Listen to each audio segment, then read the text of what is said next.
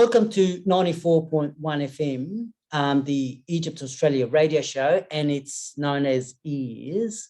I'm Jerry Guirguis, interviewing Professor Katherine Daniell, Australian National University. This is a pre-recording Zoom session on Thursday, the 14th of October, and it will be broadcast at 9:30 p.m. on Sunday, 17th of October 21.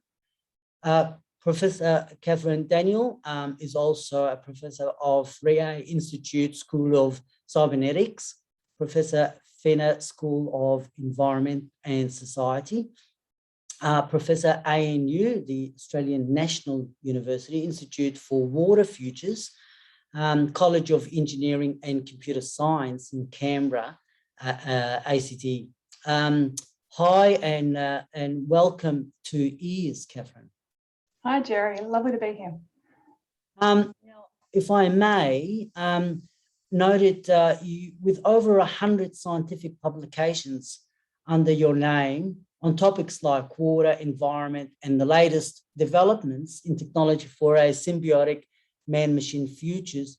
Firstly, tell us more about Katherine Daniell in the 3A Institute School of Cybernetics, Fenner School of Environment and Society, and also the Water Future, please. Sure. Well, a lot of my work at the ANU in general kind of focuses on the development of collaborative approaches to policy and education and action for more sustainable development.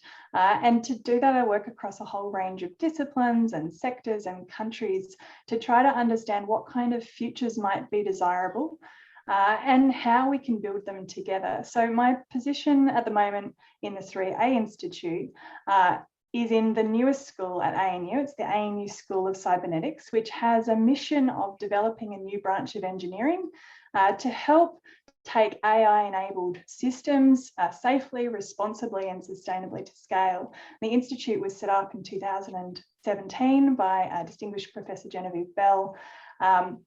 And over that time, and now it's become a new school, I've been convening a new experimental master's program in applied cybernetics, which has been sort of a research intensive initiative and a generative small cohort program that's designed for a whole range of students from different backgrounds and disciplines and countries around the world to work together and to work with the staff. To bring their diverse perspectives and experiences to how we design and build and manage and even decommission a whole range of new technological systems. So it focuses on complex system science. You asked about the other two positions. In the Fenner School, I'm a professor of environmental policy. And there I've been investigating a range of competing visions for the future and different trajectories that we might take for these more sustainable futures. And I have many PhD students who are working on these topics in the areas of water and energy and agriculture and geoengineering and even interpersonal relations and how we manage all these things in an integrated way, say in river basins. So that position is one where I get to teach students from around the world about a range of environmental issues, about the complexities of decision making, and also participatory or collaborative methods. How do we get people to work together? And these two positions kind of link into the third one, which is in the new ANU Institute for Water Futures.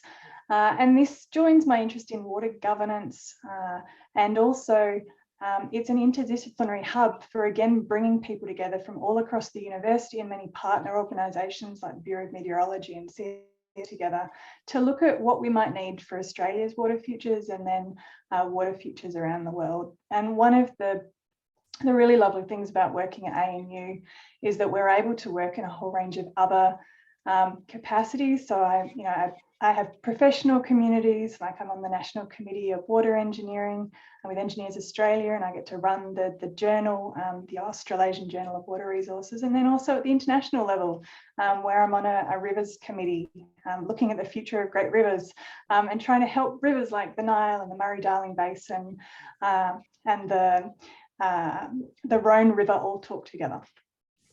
Look, I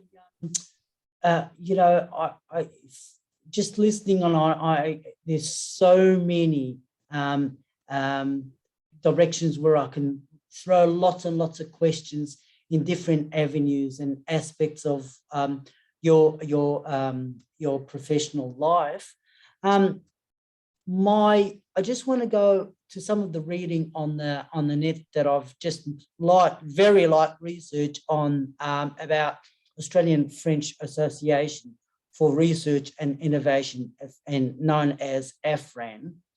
Clearly, to me, AFRAN is a progressive showcase association in Australia, an excellent association model for a number of our Egyptian community groups in Australia to aspire. And I listening to you and just listening to some of the aspects that you cover is tremendous.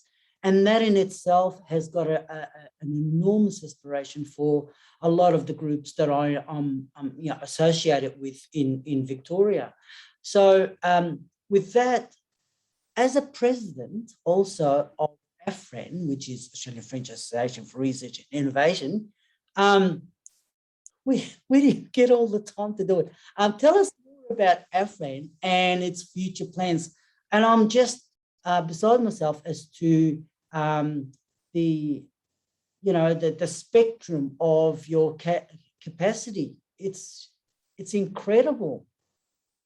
Thanks, Jerry. I think some of my my colleagues joke about it. One of them even put on the on my School of Cybernetics website that I must know something about time warping. I think it could just be being slightly crazy, but anyway. All right, back to AFRAN. So AFRAN, as you mentioned, is the Australian French Association for Research and Innovation, and it was founded in 2016. It was a merger of a couple of other groups that have been doing a lot of research and innovation cooperation for many years. So it was a merger of FRAN, which was the French Researchers in Australia Network, which was run by the French Embassy in Australia, and also the Australian French Association for Science and Technology, which was a group that had sort of set up a number of hubs in Victoria and in ACT and in New South Wales about half a century ago for people who'd returned from Australia from doing cultural and scientific exchanges in France.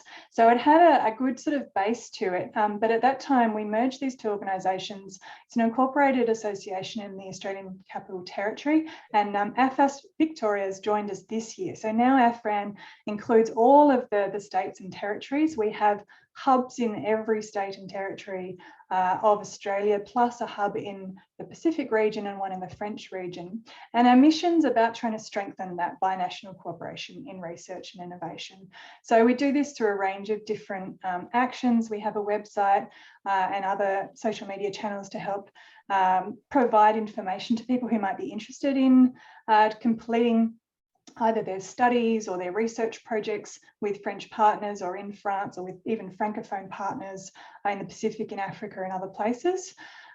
We provide sort of events for networking. We often work with some of the other cultural organisations, so say with FACHI, the French Australia of Commerce, French Australian Chamber of Commerce, with the Alliance Française, with some of the other groups who are supporting cultural exchange.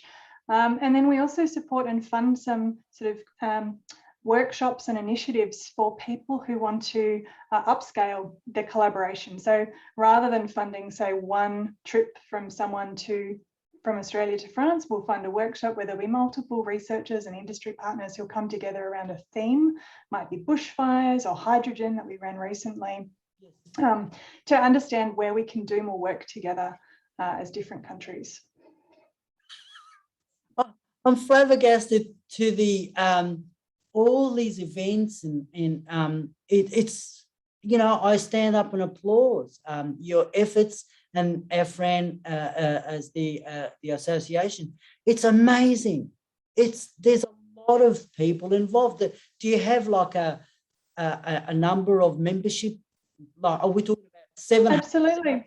Yeah, so we've got over 800 members, and we have an executive committee that all volunteers who support this, and we have hub leaders in each area. We've also just recently started an alumni hub, which includes a whole lot of people who have been to France on on a small exchange. So it might have been a university exchange.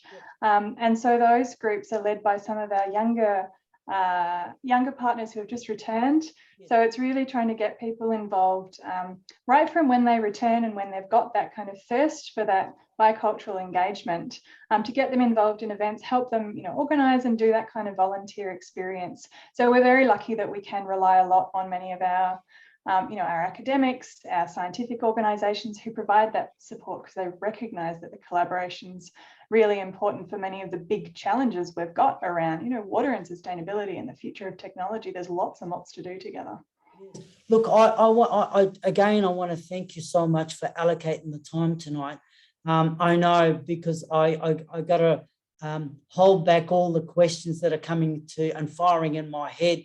And I'll leave that for another time. But again, I just wanted to say thank you for allocating the time. And maybe the one thing that I would like to see is Katherine present something to the Egyptian community groups that we have and federations we have. And with Zoom these days, it's amazing. So I put the invitation openly there, and we'll organise it if it's okay with you. Thank you, Jerry. That'd be lovely. And I've got other Egyptian colleagues who I'm sure would also love to speak with you in the future. Good to that. Thank you so much, and good night. Thank you, Jerry.